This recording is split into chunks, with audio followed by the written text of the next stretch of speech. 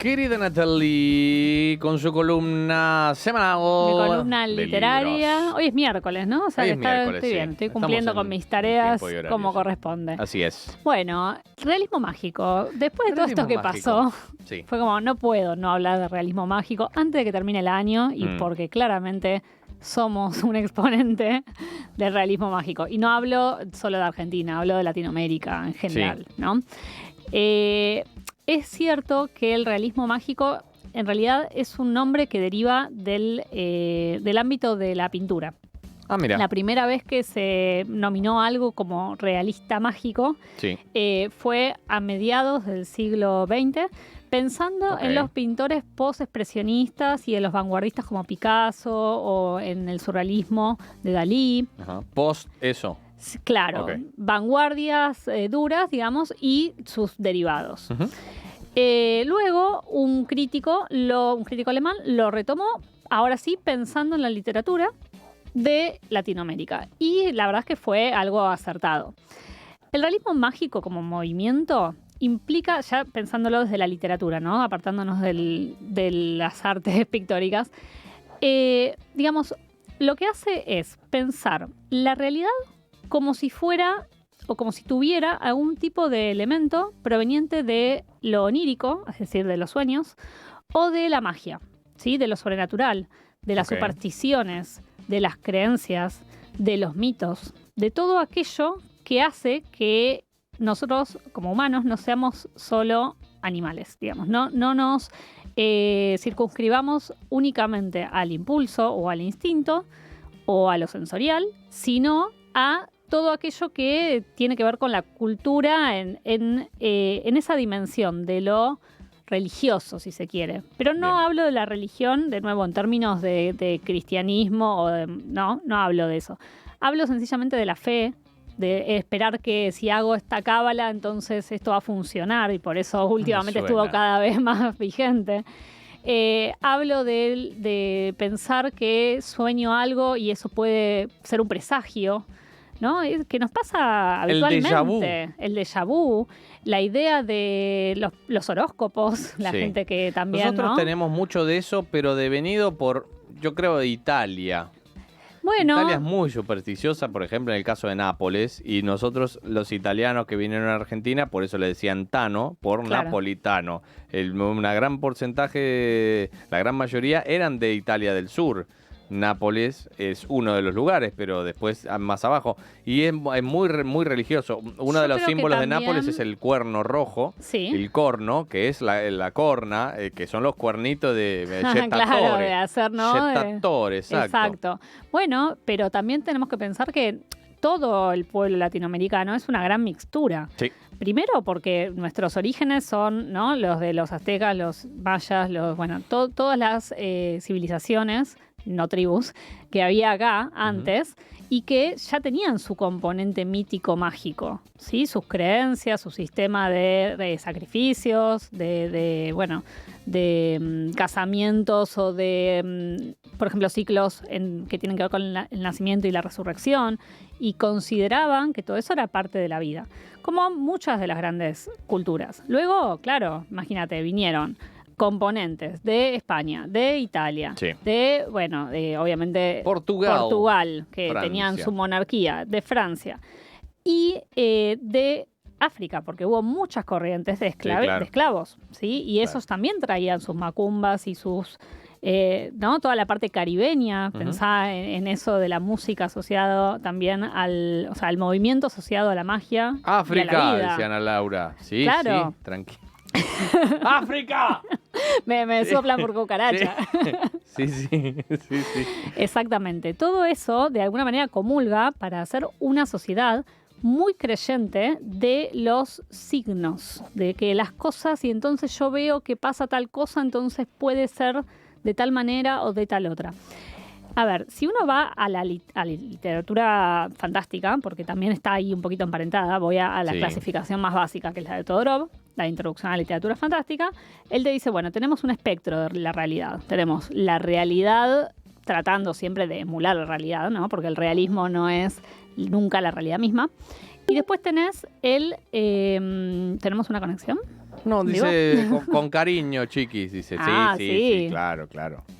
Y después tenemos la magia en un mundo otro. Como por ejemplo, si uno se imaginara El Señor de los Anillos, Narnia, ¿sí? Ahí estamos hablando de que todo puede suceder y se toma con naturalidad porque ese mundo es así. Claro. Entonces está bien que haya un dragón volando porque es parte de ese mundo. Uh-huh. Bueno, el realismo mágico se situaría en el medio, ¿sí? En realidad no en el medio, como 3/4 partes, porque en el medio estaría el fantástico. Claro. El fantástico es la mezcla entre unos elementos y los otros, pero se toman siempre con una sensación de sobrecogimiento, de miedo, de duda. Esos cuentos que, claro, que tienen que ver con el terror o con lo paranormal. Uh-huh. Bueno, el realismo mágico está entre eso y la realidad. ¿Por qué? Porque en definitiva lo que nos dice es, pero es natural que esto pase. Es natural que una persona se despierte soñando que algo va a pasar y que lo asuma como natural. Ahí está la diferencia, ¿se entiende? Okay. O sea, puede haber un mundo natural, realista, con elementos de magia, o puede haber un mundo mágico con elementos de la realidad, pero lo importante de todo eso es que siempre lo vamos a tomar como si fuera cierto, con total naturalidad, y nadie va a tomarse por sorpresa estos elementos. Bien. Bueno, realismo mágico, tenemos varios exponentes, obviamente. Gabriel García Márquez. Claro, bueno, obviamente. Y es todo lo que tengo. Lo que podés decir. Bueno. Es todo lo que tengo. Muy bien. Gabriel García Márquez es el máximo exponente de lo que fue llamado el boom latinoamericano. En realidad, Latinoamérica ya venía tomando algunos elementos prestados de Europa, porque tenemos que admitirlo. Y hacia los años 50, 60 ya y 70, se da la explosión de la literatura latinoamericana porque, claro, empezamos a exportar nuestra literatura al mundo, que empiezan a leer de, mira lo que pasa acá, ¿sí? García Márquez, si hemos de ser muy sinceros, atención, toma su primer relato, que se llama La Tercera Resignación, de un cuento de Kafka. De hecho, no, de un cuento de la novela. Él, siendo apenas un... La madre que lo parió, claro. Ninguno de los ídolos... Gardel era uruguayo. Siempre, no. El otro había... No, bueno, Cortázar no había nacido en Argentina. En la embajada. No hay nada nuestro. Bueno, de hecho él es colombiano igual, no era. Pero sí, digamos que él leyó una vuelta La Metamorfosis, se lo dio a leer un compañero de pensión cuando ellos estaban en la universidad. Sí. Él estudiaba la Metamorfosis. Abogacía, claro. Estudiaba abogacía.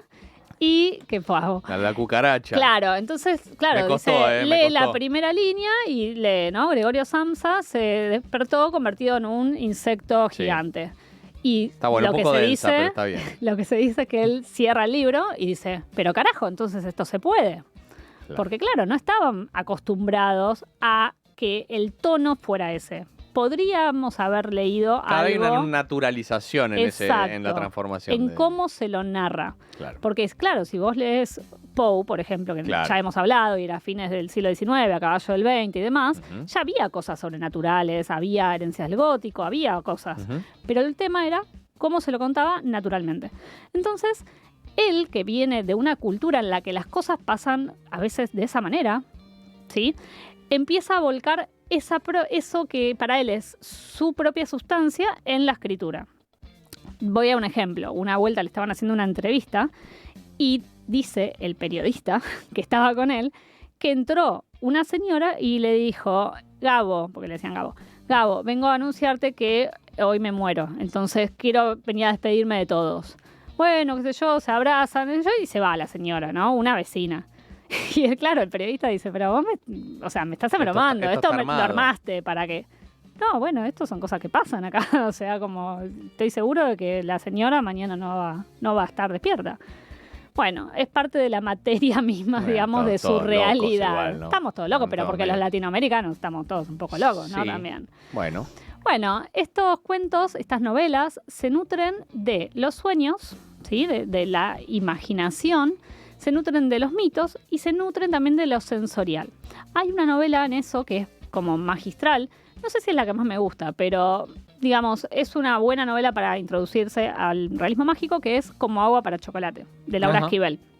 No sé si la escuchaste nombrar. Sí, la escuché nombrar. Bueno, Como agua para chocolate es una expresión mexicana que significa que alguien está muy enojado o muy caliente. Porque así es como tiene que estar el agua para fundir el chocolate. ¿Viste? Mira ese huechito. Claro. Cuando uno hace un baño María, Vasco. ¡Vamos! Conocimientos culinarios. Bien, Bueno. Así te quiero. Cada capítulo de ese libro, son 12 capítulos, cada uno es una receta, empieza con una receta, por eso también el realismo mágico es innovador en sus técnicas y en sus formas, ¿no? Y cada una de ellas remite a un momento significativo en la vida de la protagonista, que se llama Tita, y que la trama va de que la señora está muy enamorada de uno de sus vecinos, que también la ama, pero la madre de Tita no la deja casarse con él porque ella es la menor de todas y está destinada a cuidarla en su vejez. Entonces no se puede casar. Bien. Muy simplista la Tóxica trama. de mierda. Mal. Que hace el genio de Pedro, el enamorado, se casa con la hermana de Tita para estar cerca de ella. Sí. Bueno, y así vamos a ver cómo ella prepara, por ejemplo, el manjar de la boda de su prometido, de su novio, al que a ella le gustaba, con su hermana. Bueno, cosas que son muy típicas también del realismo mágico.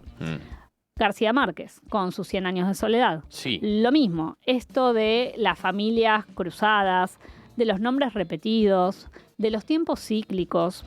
Hay algo que se diferencia. Eso también está sí. en la vida de nosotros. Claro, bueno, mirá lo que Nombres acaba cíclicos. de pasar, ¿no? Que el mismo día, el mismo 20 de diciembre, haya una multitud de helicópteros y de repente, además se dé vuelta, ¿no? La tortilla, sí. porque es exactamente la antítesis del clima que había. Sí, de hecho el helicóptero no salió, no llegó ni a Casa Rosada y la otra vez sí, había salido de ahí. Ahí hay algo que tiene que ver, que uno de los memes que compartí hoy en la cuenta Nati en la radio, que saben que me tienen que seguir. @Nati en la radio. Exactamente, Nati con Y. Dice eso, Argentina es increíble, si esto no hubiera pasado, diríamos que alguien lo inventó, claro, que alguien lo escribió, porque realmente no, el mismo día. El mismo día, sí. Bueno.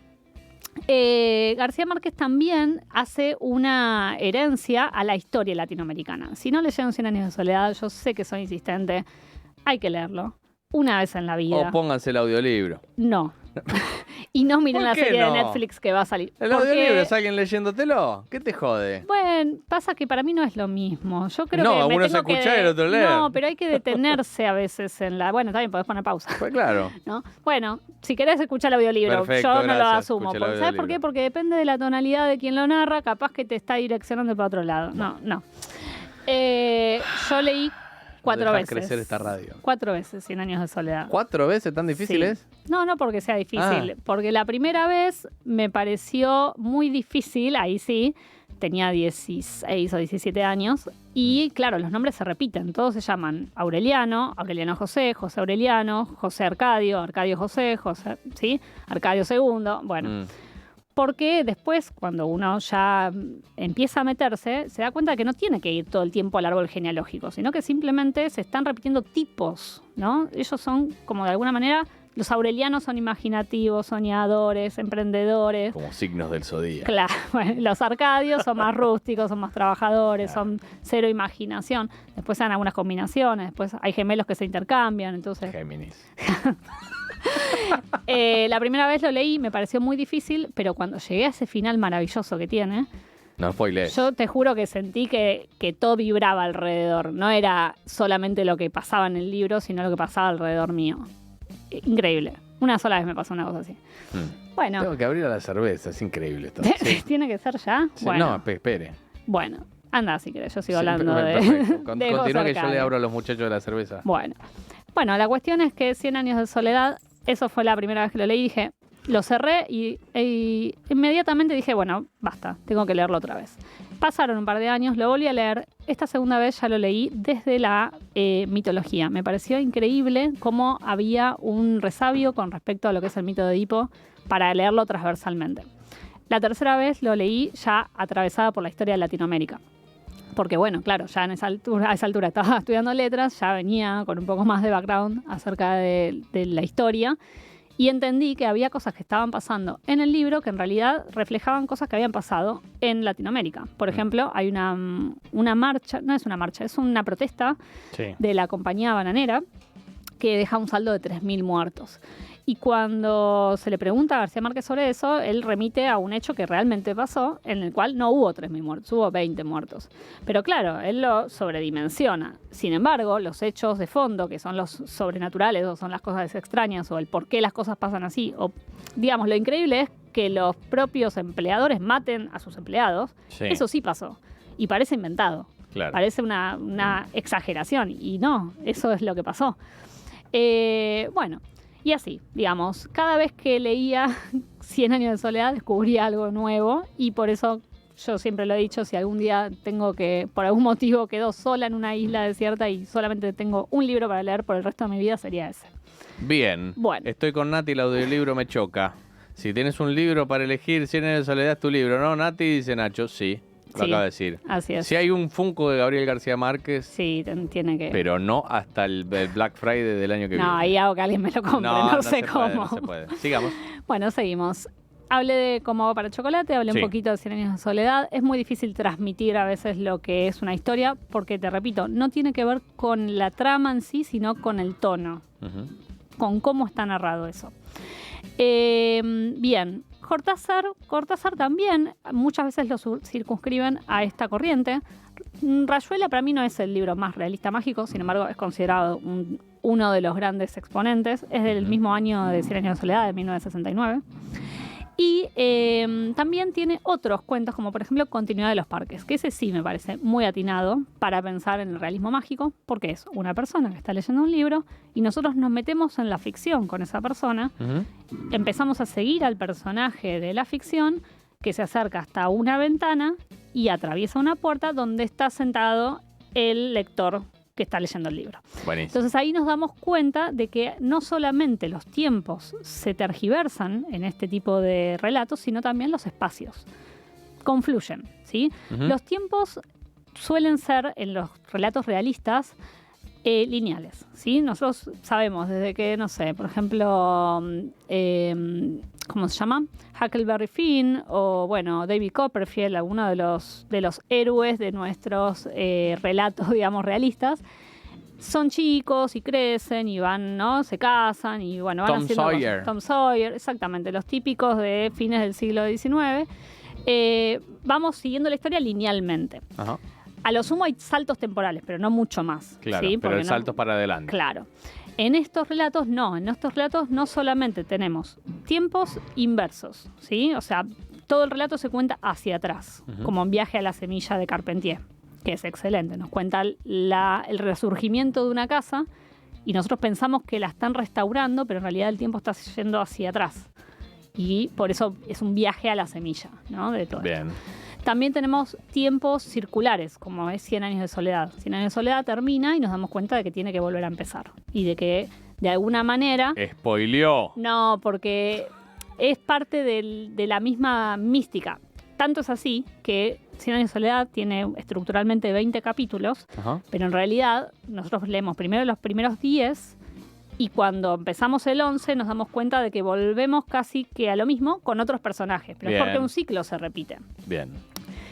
Tenemos Crónica de una muerte anunciada, que lo mismo. De alguna forma, ahí no es que el tiempo retrocede, sino que lo que hace el narrador es jugar con varios puntos de vista para contar cómo fue el asesinato de Santiago Nazar. Y no es un spoiler, porque así empieza la novela. La novela empieza el día que Santiago Nazar murió, ¿no? Bien. Bueno. ¿Qué pasa? Cada vez que llegamos al final del capítulo, Santiago Nazar muere. Claro. Pero cuando empezamos lo vemos desde otro punto de vista. Y otra vez Santiago Nazar muere. Sí. Y así, ¿no? Se reanuda. De la película esta de Coso, de Tarantino. ¿Cuál? ¿De Una ellas? Que ve desde distintos puntos de vista. Bueno, digamos, muchas veces el cine toma estas técnicas experimentales que en realidad empezaron en la literatura. Sí. Hay otro que es Aura, de Carlos Fuentes, que por primera vez toma un relato en segunda persona. Viste que nosotros siempre decimos, bueno, primera persona es cuando narra el personaje al que le están pasando cosas, sí, o que está siendo testigo de cosas. Y otra, la típica, es la tercera persona, omnisciente, que todo lo sabe, ¿no? Todo lo sabe, todo lo ve. Exacto, ella cuenta algo. Y acá es una segunda. Una segunda. Entonces vas a decir, ¿pero cómo es una segunda? Es un vecino. Ponele. No, el cuento te habla, bueno, la novela te habla todo el tiempo de tú.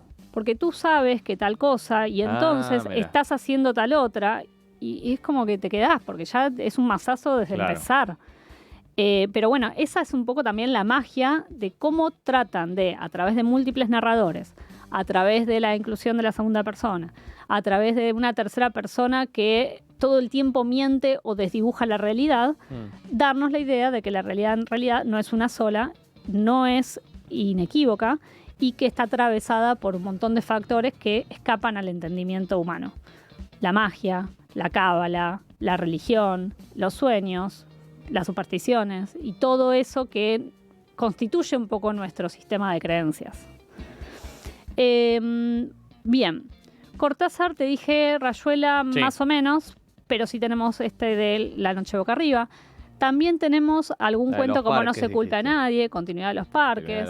Exactamente. Bueno, doy así algunos títulos para el que lo quiera, el que lo quiera hacer. Por ahí hacemos un videito de TikTok recomendándolo. Sí, tenemos que, porque por ahí es más fácil para que después puedan ir a estas recomendaciones. Sí. Déjenme ver el machete, quiero ver nada más si me estoy olvidando de algún texto importante. Carlos Fuentes, bueno, García Márquez, Cortázar. Sí. Bueno, sí, me estoy olvidando de dos. Bueno, Juan Rulfo con Pedro Páramo. ¿Juan qué? Juan Rulfo, mexicano. Rulfo. Muy bien. Pedro Páramo es muy Lost. Es así, es como que no digo más nada. Nacho, termina de ver Lost algún día porque si no, no puedo contar. Claro. Tengo que sellar la factura igual. Bueno, muy bien. Y la última exponente, por fin, una mujer, de la cual podemos hablar con el realismo mágico, además de Laura Esquivel, es Isabel Allende.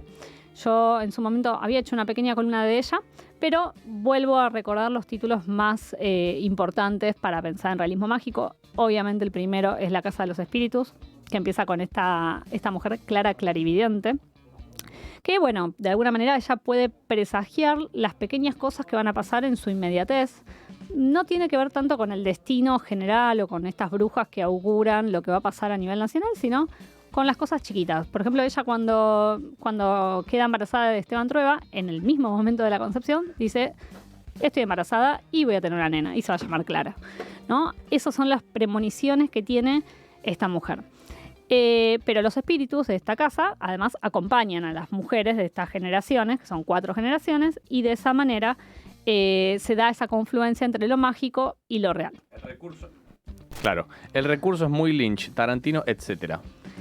Bueno, claro, también tenemos, por ejemplo, no sé, películas como Memento, ¿no? Claro. Que también hacen esto todo el tiempo de jugar un poco con la psique. ¿Pero por qué? Porque vos pensás en esto. En el siglo XIX, ¿sí?, el realismo tenía que ver con narrar, yo te lo conté muchas veces, narrar las cosas tal y como se suponía que eran, y por eso trataba de hacerse una novela total y de contar cómo estaba cada uno exactamente vestido y qué gestos tomaba, y cómo, para que no haya duda de esa realidad que fuera como una especie de espejo del mundo. Sí. Pero a partir del siglo XX, y bueno, XXI también, pero sobre todo a partir del siglo XX, cuando empiezan las vanguardias, el eje se mueve de la objetividad a la subjetividad. Y lo que se trata de hacer no es representar al mundo, sino representar al yo. Claro. Y cada sujeto es único y además cada realidad está mediada por la mirada de ese sujeto. Ajá. Entonces ahí es donde hay un tambaleo que tiene que ver con la crisis del realismo. Y esa crisis no se dio espontáneamente. Tiene que ver con 3 grandes pensadores que son los llamados maestros de la sospecha, ¿sí? Estamos hablando de Karl Marx, que nos puso patas para arriba lo que es el sistema de la sociedad y del capitalismo y de la estructura. Sí. Estamos hablando de Sigmund Freud también, que de repente nos dice... Freud, sí. Es un dato. Estamos hablando de que entonces la persona no decide conscientemente y no es realmente... Sino que decide la madre. No, el inconsciente. Sí. Digo, ¿no? Divide nuestra psique en 3, el yo, el ello y el super yo, y entonces es como, entonces no me quedan certezas. Claro. Y además tenemos a Nietzsche con la muerte de Dios, porque pensá que antes todo el propósito de la vida tenía que ver con alcanzar el cielo. Sí. ¿No? Con ese otro mundo prometido. Y de repente en el siglo XX nos quedamos sin certezas. La sociedad desestabilizada, el yo desestabilizado y la religión por tierra. El propósito era ganar el mundial. Es muy complejo el tema de la crisis del realismo. Me encanta dar ese tipo de clases, mis alumnos lo saben. Pero bueno, todo eso lleva, en definitiva, a que se refleje en la literatura esa desestabilización. Pensá que los movimientos fascistas que hubo ya en los años 20, 30 y 40 tienen que ver también con eso, con tratar de volver a que la gente se agarre de algo. ¿Sí? Con, bueno, la creencia en el poder, en el Estado, en la familia, en la religión. Vos fíjate que vuelven sobre ciertos valores que se suponían, valores lo digo entre comillas, ¿no? Pero digamos que se suponían que eran los aglutinantes de una sociedad que cada vez estaba más perdida. Instituciones fuertes. Claro.